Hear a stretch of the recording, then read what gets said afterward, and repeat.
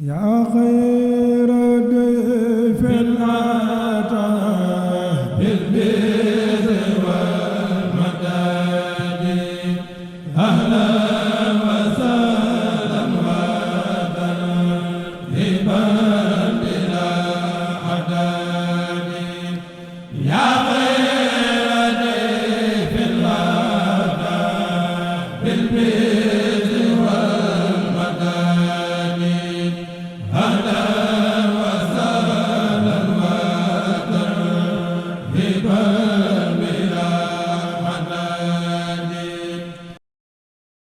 Et nous étions dans la série consacrée aux anges de Dieu. Aujourd'hui, nous nous intéressons à un autre ange, en l'occurrence Israfil. Et dans la langue latine, cela donne Séraphin, dans la traduction dans cette langue latine.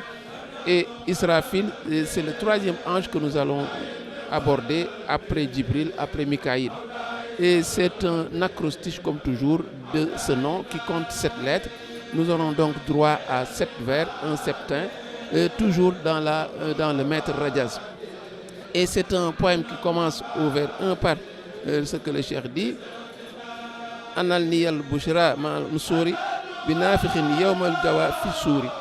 Procure-moi la joie ainsi que des victoires par la bénédiction de celui qui soufflera dans la trompette le jour des affres. Alors ce premier vers est très marquant, mais il est également très marqué, puisque c'est déjà une présentation du statut d'Israfil.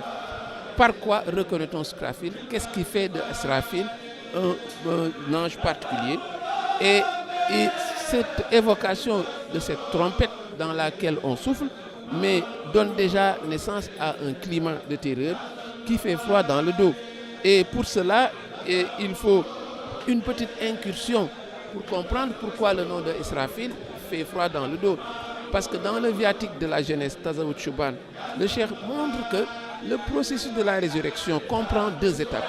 Et la petite étape et la grande étape. La petite étape, au vers 152, il explique, c'est la mort de tout individu. Dès que tout individu, quand un individu meurt, la petite résurrection commence. Et la grande, dit-il, la grande étape, c'est la mort de tout individu, de tout genre, tout le genre humain. Et pour que cette mort de tout le genre humain intervienne, il y a un ange qui souffle dans la trompette. Quand il souffle une première fois, tous les individus meurent, tous les êtres humains meurent. Et quand il souffle une deuxième fois, c'est la résurrection de tous les individus. C'est pourquoi le nom de Israfil est rattaché à une certaine peur, à une certaine crainte, parce qu'il crée un climat qui rappelle la mort et le jour de la résurrection. Donc l'évocation d'Israfil fait créer un climat pesant et que le cheikh vient réguler. C'est pourquoi je dis que le poème est très marquant, parce qu'il parle déjà de victoire, parce qu'il dit au vers 1, nous allons revenir sur ce vers, il dit par sa bénédiction. Donc il dit que procure-moi la joie ainsi que des victoires par la bénédiction de celui qui soufflera dans la trompette le jour des affres. Donc vous voyez, ce jour des affres, n'est-ce pas, coupe avec cette évocation de victoire et de joie. C'est un peu pour diluer cette atmosphère pesante qui fait corps avec, n'est-ce pas, le nom de Israfil. Au vers 2, il ajoute, il revient au vers 2 pour dire, par sa bénédiction, accorde-moi la réalisation de mes requêtes. Fais-moi baigner à demeure dans une ambiance, dans la béatitude, en dehors de toute fatuité. Donc, vous voyez, allure de tassaouf déjà qui se précise, parce que par la bénédiction de cet ange qui fait peur, évidemment, le cheikh sollicite la bénédiction et la réalisation de ces requêtes. Mais il faut dire que c'est une constante, parce qu'avec les autres anges, il avait également parlé de ce tawassul. Et dès lors, l'ange Israfil s'érige en adjuvant, qui est valable, un adjuvant, n'est-ce pas, qui facilite l'attrait des bienfaits. Ça également, c'est une constante qu'on a retrouvée. Statut d'adjuvant qui se confirme au vers 3, quand le cheikh dit Rutli bihil ayama kashuhuri, par sa bénédiction, lui Israfil, soumet pour moi les jours comme les mois et de façon évidente. Il n'y a rien d'étonnant qu'il demande qu'Allah, n'est-ce pas, lui soumette les mois. Parce qu'au final, ces mois ne sont que des créatures. Et on se rappelle que dans Jazaou Shakour, il avait dit qu'il avait écrit un livre à l'issue duquel les mois et les jours se soumirent à lui comme les humains.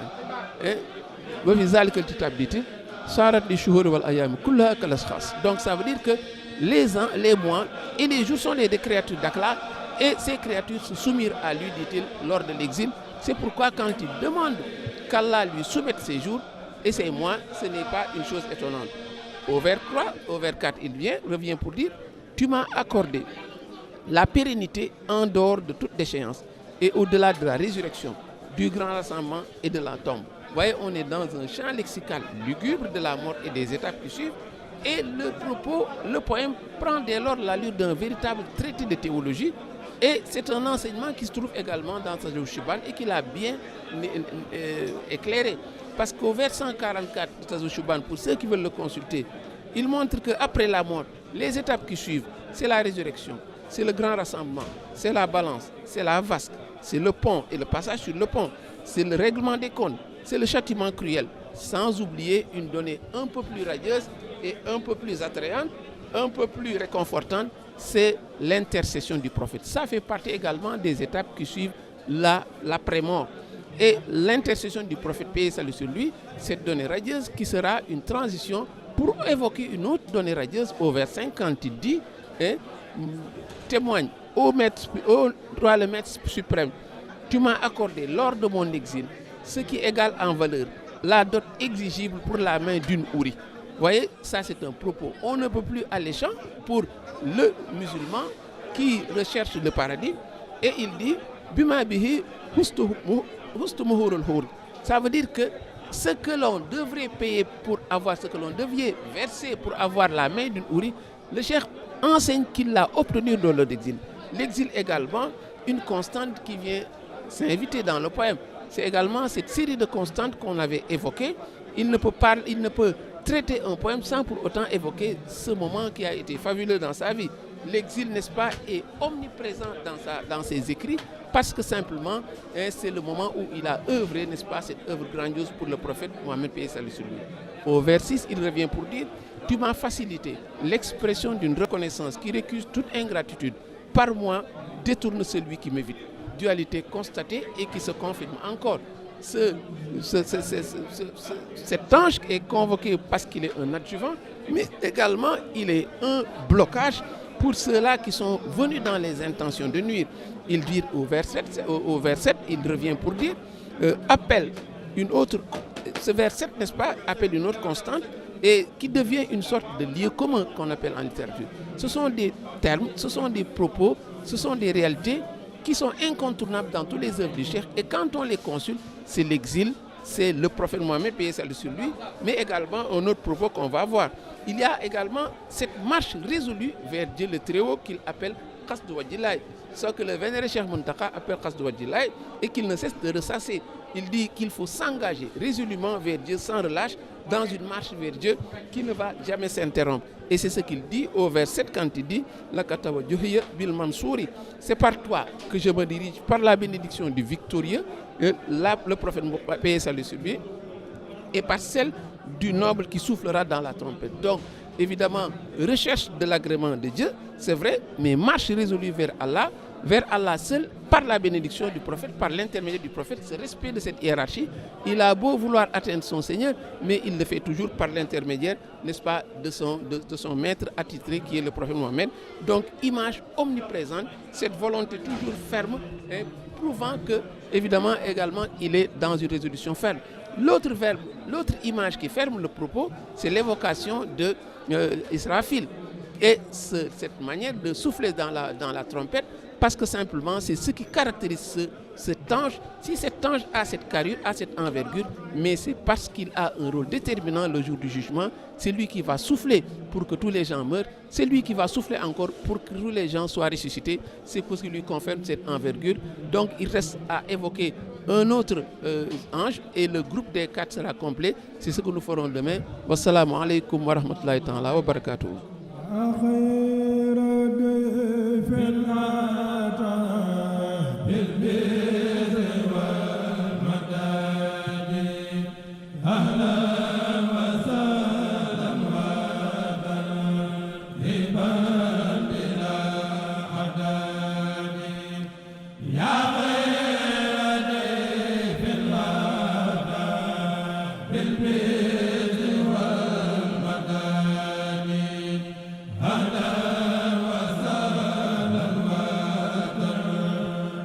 ba